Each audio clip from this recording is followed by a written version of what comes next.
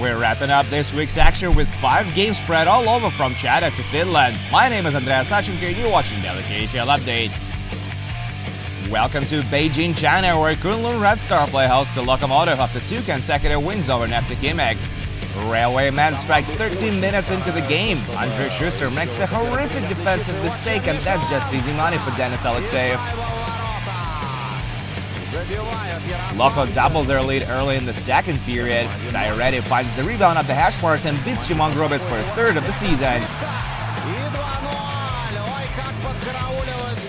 They improved their lead to 3-0 just 27 seconds later.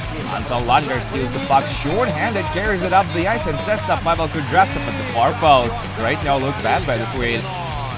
But the Dragons do convert on the same power play. Gilbert Brulé gets the puck in front of the net, forehand to backhand and in. Spencer Foote draws the only assist on the play. Loko restored a 3-goal margin a few minutes later. Daniil Misil tees it up at the hash marks and one-times it home off a setup by Grigory Denisenko. 2 NHL prospects combine on this one, and that ends the night for Grubitz. Former Boston College netminder John Muse makes his KHL debut. The Red Star get a goal just 9 seconds later. Trevor Murphy throws the puck in the slot and it goes in off a defenseman. Kunlun catch a lucky break and it's 4-2. They almost catch another one shortly after that. Matthew Mayoni clears the puck from his defensive end on a penalty kill. It lands on top of the net and almost bounces in. Ilya Konovalov managed to keep it out. Loko get a power play goal before the period expires. Jakub Nakodal sends it past Hughes with a mighty clapper for his 2nd of the year. They get another power play marker early in the 3rd. Pavel Kudryavtsev calls for the puck at the hash marks and sends it upstairs past Hughes for his 2nd goal and 3rd point of the game. If it's of any consolation, Kunlun get the last goal on this one. Captain Brandon Eep, that's his 5th to set the final score. Dragons do score 3, but that's just not enough. Lokomotiv win their 2nd in a row as they take it 6-3 in Beijing.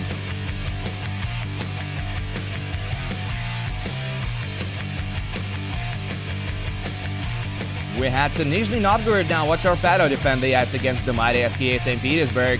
The Virstas open scoring 7.5 minutes in. Vladimir Tkachov streaks down the left wing, passes it to the slot, and Yuri Latera catches in. That's his 9th of the season.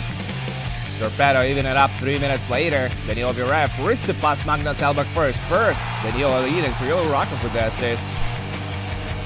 But SKA regained the lead just over a minute later. Evgeny Kadov skates to the far post, gets the puck from Andrei Kuzmenko and taps it home to make it a 2-1 hockey game.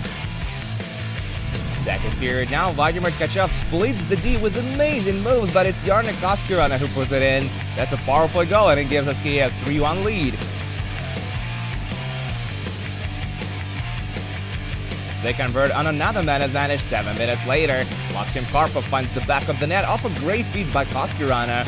And that's all they're gonna need. Takranov, Tkachov, and Koskirana get 2 points each as SKA beat Torpedo 4-1 on the road.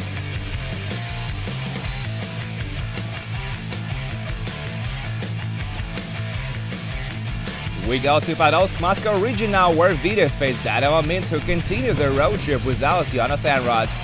First period, Marc-Andre Granier attempts a cross-ice pass in his defensive end. It's intercepted by Artem Shvetsrogovoy, who puts it wide of the net. Granier can exhale.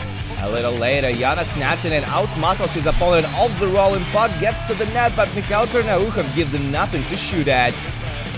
Vitas finally get on the board on the late in the 2nd. Jakub Jurabek passes to the half wall, and Shvetsrogovoy hits the twine to convert on the power play.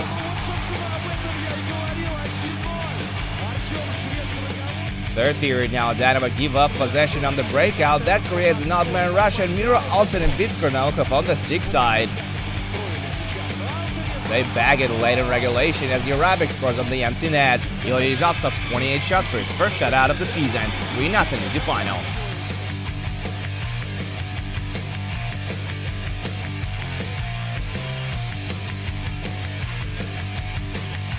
Our next stop is in southern Russia, where Sochi face the reigning champions Red Army. Home team have just fired their head coach Sergei Zubov, who was replaced by Leonid Beresnyov. Red Army get one over the goal line midway through the opening period, but it's waved up immediately as Sergei Tolchinsky kicked the puck into the net. They score one that counts late in the 2nd. Sochi get caught with too many men on the ice, and Kirill Kaprizov converts in the ensuing power play. Kaprizov scores his second of the game and 12th of the season with just 15 seconds remaining on the clock. He continues to top the league in that department. They won't need anything else. Kaprizov gets 2 goals, Lyndon Bay draws 2 assists, Lars Johansson stops 20 shots for his 3rd shutout of the season, and Red Army take it 2-0 on the road.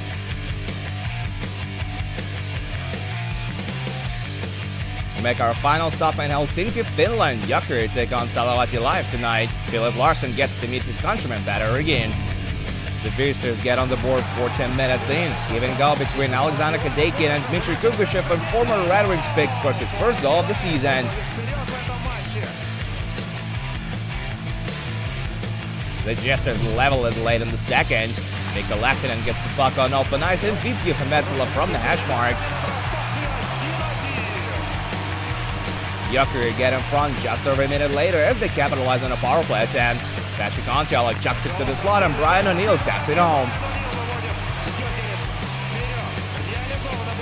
But it takes Salava just 40 seconds to get back even. Elena Sumark makes a centering pass and Pyotr Kokrikov scores his 2nd of the year. It's a 2-2 tie and it goes all the way to the shootout.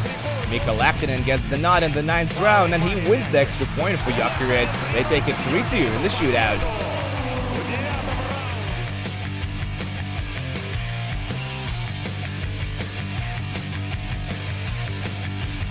And that's it for the KHL update, but do come back tomorrow for 5 more games, including Akbar's up top of the list and Dynamo Moscow versus Metalurg. My name is Andreas Sashenka, thank you guys so much for watching, and I'll see you again soon.